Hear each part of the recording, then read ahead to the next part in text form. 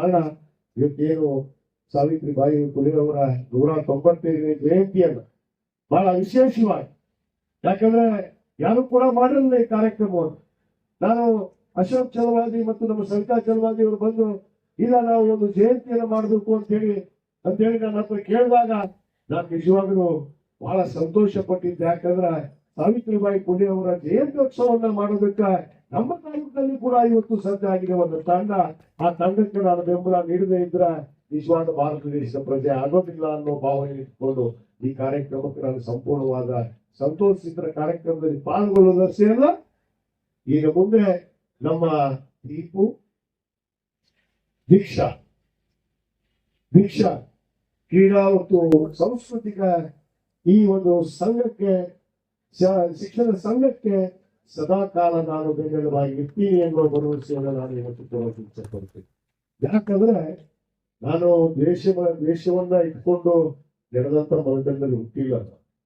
ಯಾಕಂದ್ರೆ ನನಗೆಲ್ಲ ನನ್ನದೇ ಆದ ಒಂದು ಇತಿಹಾಸ ಇದೆ. ಒಂದಿಗೆ ಬಹಳ ಜನ ಅರ್ಥ ಮಾಡ್ಕೊಳ್ಳೋದು ಕಡಿಮೆ. ಯಾಕಂದ್ರೆ ಅರ್ಥ ಮಾಡ್ಕೊಳ್ಳೋರು ನಾನು ಹೇಳ್ತಿದ್ದೆ, ಯಾಡ ಒಂದು ಹೊಗಳ ಬಾಯಿ ಒಂದು ಹೊಯ್ಕೊಳ್ಳೋ ಬಾಯಿ, ಯಾಡ ಇರೋದು ಜಗತ್ತೇ ತಲೆ ಬಿಟ್ಕೊಂಡ್ಬಿಡ್ರಿ.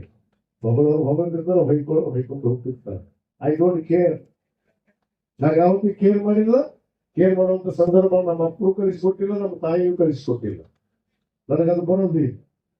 ನಾನು ದ್ವೇಷ ಮಾಡೋ ಮನುಷ್ಯನು. ಸಿಟ್ಟು ಬಂತ ಯಾರು ಹೊಡೆದ್ಬಿಡ್ತೀವಿ. ಅದ ಎದುರಿಗೆ ಚಾನ್ಸ್, ಇನ್ನ ಮುಂದೆ ಹೆಂಗ ಚಾನ್ಸ್, ಇನ್ನ ಮುಂದೆ ಹೋಗಿ ಮನೆಗೆ ಹೋಗಿ ಸರ್ಚ್ ಹಾಕಿ ಅವ್ನ ಹೆಂಗ್ ಹೇಳಿರ್ತಾರಲಿ ಅನ್ನೋ ಮಗ ನಾನು ಈಗೇನ್ ಮಾಡ್ತೀನಿ, ಎದುರಿಗೆ ಮಾಡಿ ಹೋಗ್ಬಿಡ್ತೀನಿ. ನನ್ನ ತಾಕತ್ತು ಕಮ್ಮಿ ಇತ್ತು, ಎದುರಿಗೆ ಬರ್ರಿ ಅಂತ ಹೇಳೋದು ಅದಕ್ಕೆ ನಾನು. ಇನ್ನ ಮುಂದೆ ತಾಕತ್ತು ಕಮ್ಮಿ ತೋರಿಸೋ ಮಗ ಅಲ್ಲನೇ. ಏನೇ ಆಗಿರ್ತಾವ. ನನ್ನ ಸೋದ್ರಿ ನನ್ನ ತಂಗಿ ಇದ್ದಂಗೆ, ಒಂದಿಗೆ ನನ್ನ ಒಡಹುಟ್ಟಿ ತಂಗಿ ತೀರ್ಕೊಂಡಿರ್ಬೇಕು. ಇವತ್ತು ನಮ್ಮ ಸವಿತಾ ನನ್ನ ತಂಗಿ ಇದ್ದಂಗೆ ಆ ಅಮ್ಮ ಪದೇ ನನಗೆ ಕ್ಷಮೆ ಇರ್ಲಿ ಅಂತ ಕೇಳಿದ್ರು. ನನಗೂ ಕೂಡ ನಿಜವಾದ ಭಾರಿ ರೀತಿಯ ಮನುಷ್ಯರು ಉಳ್ಳವಂತ ನಾನೊಬ್ಬ ರಾಜಕಾರಣಿ ಆಗಿರ್ಬೋದು, ಆದ್ರೆ ದೇಶ ರಾಜಕಾರಣಿ ನಾನಲ್ಲ. ದೇಶ ಎಲ್ಲೆಂದೂ ಯಾರ ಜೊತೆಗೂ ಮಾಡೋದಿಲ್ಲ. ನಾನು ಉಸಿರುವಾಗಿ ನಾನು ಪ್ರಮಾಣ ಮಾಡ್ತೀನಿ, ಎಲ್ಲರ ಒಡನೆ ಎಲ್ಲ ಜಾತಿ ಜನಾಂಗ ಎಲ್ಲ ಸಮುದಾಯಗಳಿಂದ ಕೊಟ್ಟಿದ್ದಾರೆ. ನಾನು ಅದನ್ನ ತೋರಿಸ್ತೀನೋ ಮಾತನ್ನು ಹೇಳ್ತೀನಿ.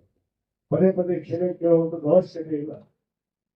ಪವಿತ್ರವಾದ ಆ ಬನ್ನಿ ಹಬ್ಬದ ದಿವಸ ಬಂದವರೆಗ ಇಬ್ರು ಗಂಡ ಕೊಟ್ಟಿದ್ದೀವಿ. ಎಲ್ಲ ದೇಶದ ಮಾಫಿ, ಭಾರತಗಳು ಮಾಫಿ ಅಂತ ಅನಂತ ಮಾಫಿ ಆಗಿದೆ. ಮತ್ತೆ ಯಾವ ಮಾಫಿ ಮಾಡುವಂತ ನಾನೇ ದೇವರಿಂದ ಮಾಫಿ ಮಾಡಿ. ದೇವರೆಲ್ಲ ಒಬ್ಬ ಮನುಷ್ಯ ಆ ಮನುಷ್ಯನಾಗಿ ಇವತ್ತು ಜೀವನವನ್ನು ಮಾಡೋದು ಕಲ್ತಿದ್ದೀನಿ. ನಾನು ಅದು ಉಸಿರಿನವರಿಗೆ ಹೇಳ್ಕೊಂಡು ಹೋಗ್ತೀನಿ. ನೀವು ಇವತ್ತಿನ ಒಂದು ಮಾತು ಹೇಳ್ತೀನಿ, ನಿಮ್ಮ ಸಂಘಟನೆಯನ್ನು ನಾನು ಅರ್ಥ ಮಾಡ್ಕೊಂಡಿದ್ದೀನಿ.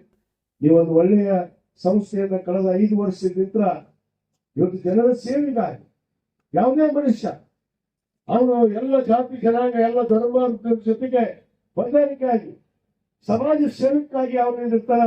ಅವನ ಜೊತೆಗೆ ಸದಾ ನಾನು ಬೆಂಬಲವಾಗಿ ನಾನು ನಿಲ್ತೀನಿ ಅನ್ನೋ ಮಾತನ್ನು ಕೊಡ್ತೀನಿ. ಇವತ್ತು ಒಳ್ಳೆಯ ಒಂದು ಸಂಘವನ್ನ ಕಟ್ಕೊಂಡು ಇವತ್ತು ಪತಿ ನಮ್ಮ ಅಶೋಕ್ ಮತ್ತು ಸವಿತಾ ಇವತ್ತು ಸಮಾಜಕ್ಕೆ ಸೇವಕ್ಕಾಗಿ ನಿಂತ. ಕೋವಿಡ್ ಸಂದರ್ಭದಲ್ಲಿ ನಾನು ಕೇಳಿದೆ, ಅವರು ನನ್ನ ಜೊತೆಗೆ ಇರ್ಲಿಲ್ಲ ಸ್ವಲ್ಪ ದಿವಸ. ಅಶೋಕ್ ಬಹಳ ಬಾಲ್ಯದಿಂದ ಗೊತ್ತು ನನ್ನ ಜೊತೆಗೆ ಇದ್ದಂತ. ಅವರಿಂದ ನನ್ನ ಸೋದರ ಅಂತ ನಾನು ಭಾವಿಸಿ ಯಾವತ್ತೂ ಕೂಡ ಅವ್ರ ಮೇಲೆ ದ್ವೇಷ ಮಾಡಕ್ ಹೋಗಿಲ್ಲ. ಏನಂದ್ರು ಕೂಡ ನಾನು ಅವ್ರ ಕಡೆ ಚಿಂತೆ ಮಾಡಿ. ಆದ್ರೆ ಅದು ಟೈಮ್ ಒಂದಿತ್ತು, ಒಂದು ಹೋಯ್ತು, ಒಂದು ಬಂತು, ಮತ್ತೆ ಒಂದಾಗಿ ಒಂದು ನಡೀತಾನೆ ಒಂದು ಮಾತನ್ನು ಕೂಡ ನಾನು ಹೇಳ್ತೇನೆ. ಅದಕ್ಕೆ ನಾನು ಹೇಳೋದು ಇಷ್ಟೇ, ಒಳ್ಳೆಯ ಸಮಾಜ ಸೇವೆಯನ್ನು ಮಾಡೋದಕ್ಕೆ ತಾವು ಮುಂದಾಗಿದೆ. ಶಿಕ್ಷಣ ಸಂಸ್ಥೆಯನ್ನು ಕಟ್ಟಿದ್ರಿ, ಕೋವಿಡ್ ಸಂದರ್ಭದಲ್ಲಿ ಸೇವೆ ಮಾಡಿದ್ರಿ. ಅನೇಕ ಬಡ ಮಕ್ಕಳಿಗೆ ಇವತ್ತು ಅವ್ರಿಗೆ ದತ್ತಕ್ಕೆ ತಗೊಂಡು ಅವ್ರಿಗೆ ಶಿಕ್ಷಣವನ್ನು ಕೊಡುವಂತ ಕೆಲಸ ಮಾಡ್ತಾ ಇದ್ರಿ. ಇದು ನಿಜವಾದ ಸಮಾಜ ಸೇವೆ. ರೊಕ್ಕ ಕಲಿಸಿ ಮನೆಯಾಗಿ ಇಟ್ಕೊಂಡು ಪೆಂಡಿ ಮಾಡ್ಕೊಂಡು ಊರು ಬಿಟ್ಟು ಹಂಚಿಕೊಂಡು ಹೋಗೋದು ಅದಕ್ಕೆ ಅವಶ್ಯಕತೆ ಇಲ್ಲ. ಭಾಳ ಮಂದಿ ಎಲ್ಲ ವಿಷಯಗಳನ್ನ ಗೊತ್ತು. ಊರು ಯಾವಾಗ ಬಿಡ್ತಾರ, ಯಾವಾಗ ಇರ್ತಾರ. 3 ಥಿಯೇಟರ್ ಮಾಡ್ರ ಒಂದಿವ್ಸ ಬಂದ್ರು ಏನು ಹೊರಗಾಟ ಇರೋದಿಲ್ಲ. ನೋಡೇ ಇಲ್ಲ ಅವ್ರು. ಯಾಕೆ ಮಾಡ್ಕೊತೀವಿ ವಿಷಯ? ನಾವೇನು ನೀವು ವಿಷಯ ಮಾಡಕ್ ಹೋಗಿಲ್ಲ, ನಿಮ್ಗೆ ಅನ್ಯಾಯ ಮಾಡಕ್ ಹೋಗಿಲ್ಲ. ಆದ್ರೆ ಒಂದು ಮಾತನ್ನು ಹೇಳ್ತೀನಿ, ಇಷ್ಟು ಮಾತ್ರ ಕರೆ, ನಾನಾಗ್ಲಿ ಯಾರ ಮನೆಗೆ ಹೋಗೋದಿಲ್ಲ. ನನ್ನ ಮನೆಗೆ ಬಂದ್ರೆ ಬಿಟ್ಟರೆ ಮಗ ಅಪ್ಪನ ಮಗನ ಎಲ್ಲ ನಾವೊಂದು ಮಾತನ್ನು ಹೇಳಿದ್ದೇವೆ. ನಾಳೆ 10 ಗಂಟೆಗೆ ಹೋಗ್ಬೋದು, ಗಂಟೆಗೆ ಬಂದು ಬಿಟ್ಟರೆ ಮಗನೇ ಅಲ್ಲ, ನಮ್ಮ ಅಪ್ಪನ ಮಗನ ಅಲ್ಲ. ಅದು ಹೇಳ್ತೀವಿ.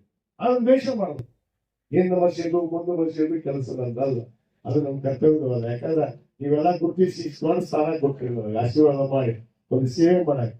ನಾನಂದ್ರೆ ಮಾಡಿದ ದೇವರು ಆ ಪರಮಾತ್ಮ ಬೇಯಿಸಲ್ಲ, ಆ ಪರಮಾತ್ಮ ಬೇಯಿಸಲ್ಲ ನನ್ನ. ಅದಕ್ಕೆ ಆ ಕೆಲಸ ಇನ್ನೇನು ಮಾಡೋದಿಲ್ಲ. ಇವತ್ತೇನು ದೀಪು ದೀಕ್ಷಾ ಈ ಒಂದು ಕ್ರೀಡಾ ಮತ್ತು ಸಾಂಸ್ಕೃತಿಕ ಶಿಕ್ಷಣ ಸಂಘವನ್ನ ಇವತ್ತು ನಮ್ಮ ಅಶೋಕ್ ಮತ್ತು ದಂಪತಿಗಳು ಇವತ್ತು ಏನು ಇದನ್ನ ಕಟ್ಕೊಂಡು ಇವತ್ತು 5 ವರ್ಷದಿಂದ ನಿರಂತರ ಸೇವೆಯನ್ನ, ಸಮಾಜ ಸೇವೆಯನ್ನ ಮಾಡಲು ನಾವು ಮುಂದಾಗಿದ್ರಿ. ಖಂಡಿತವಾಗಿ ಕಟ್ರಿ, ಇದು ಅತಂತ್ರವಾಗಿ ಬೆಳೆಸೋಣ. ಇದು ಶಿಕ್ಷಣ ಸಂಸ್ಥೆ ಮಾಡ್ರಿ.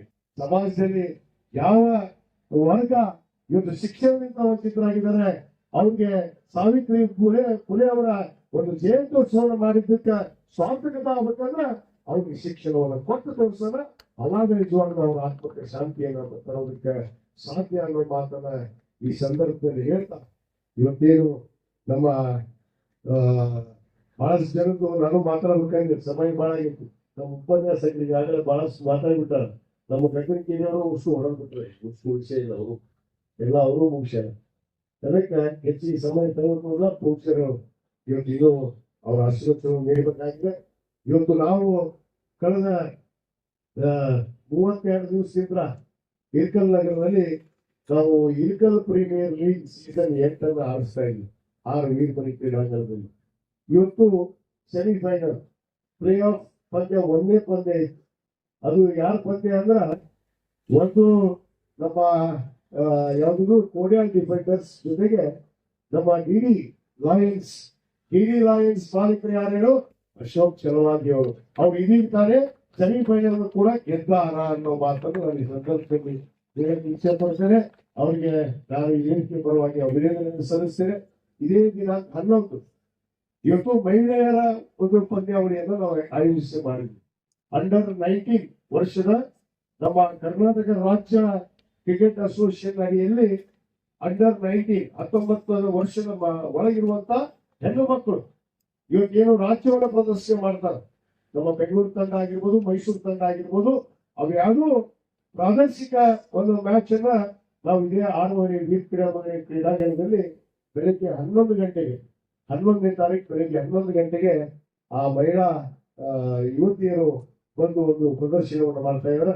ಅದಕ್ಕೆ ನಾನು ಎಲ್ಲ ಸಮಸ್ತ ಹುಡುಗನ ಮತಕ್ಷೇತ್ರದ ನಮ್ಮ ಎಲ್ಲ ಇವು ವಿಶೇಷವಾಗಿ ವಿದ್ಯಾರ್ಥಿಗಳಿಗೆ, ಯುವತಿಯರಿಗೆ ನಾನು ಆಹ್ವಾನವನ್ನು ಕೊಡ್ತೀನಿ.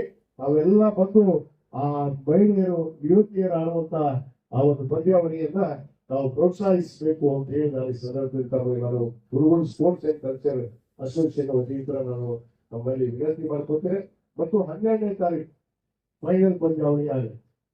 12ನೇ ತಾರೀಕು ಫೈನಲ್ ಪಂದ್ಯಾವಳಿ ಆಗುತ್ತೆ.